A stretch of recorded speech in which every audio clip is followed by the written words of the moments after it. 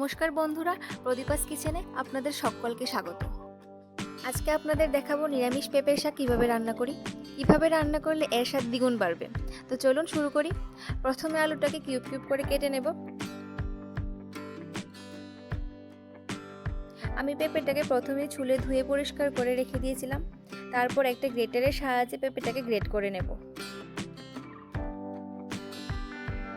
তারপর গ্যাস জ্বালিয়ে কড়াই বসিয়ে তাতে 3 টেবিল চামচ তেল দিয়ে তেলটা গরম হয়ে গেলে কেটে রাখা আলুগুলিকে হলুদ লবণ দিয়ে ভালো করে ভেজে নামিয়ে নেব।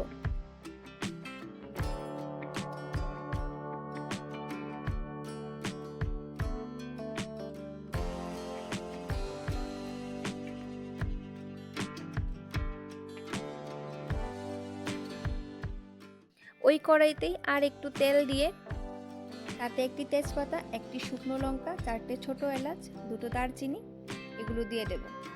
এগুলি থেকে সুন্দর গন্ধ বের হলে 1/3 স্পুন পাঁচফোড়ন দিয়ে দেব। ফোড়নটার কালারটা চেঞ্জ হলে তাতে আদা বাটা, কাঁচা লঙ্কা বাটা, জিরে গুঁড়ো, ধনে গুঁড়ো দিয়ে দেব।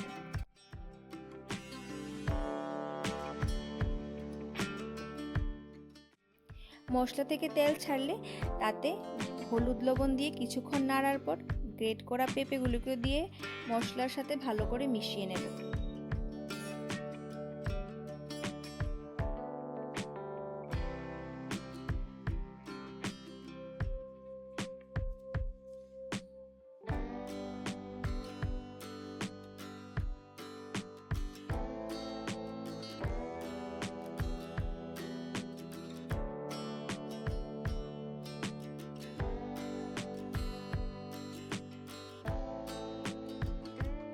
ভেজে রাখা আলুগুলোকে দিয়ে দেব।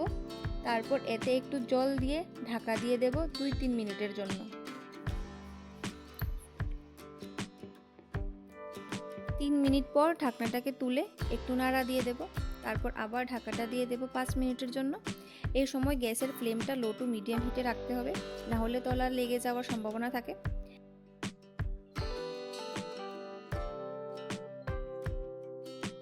5 মিনিট পর ঢাকাটাকে তুলে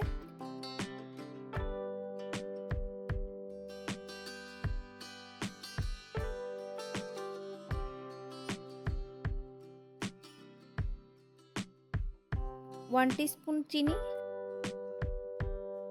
1/2 টিস্পুন গরম মশলার গুঁড়ো দিয়ে ভালোভাবে মিশিয়ে নেব, যাতে চিনি আর গরম মশলাটা ভালোভাবে পেঁপে শাকের সাথে মিশে যায়।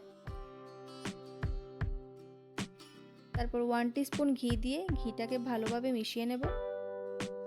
পেঁপের এই রেসিপিটি অবশ্যই বাড়িতে একবার ট্রাই করে দেখবেন। ভালো লাগলে অবশ্যই কমেন্টে জানাবেন। আজকের জন্য এতটুকুই, দেখা হচ্ছে নেক্সট ভিডিওতে।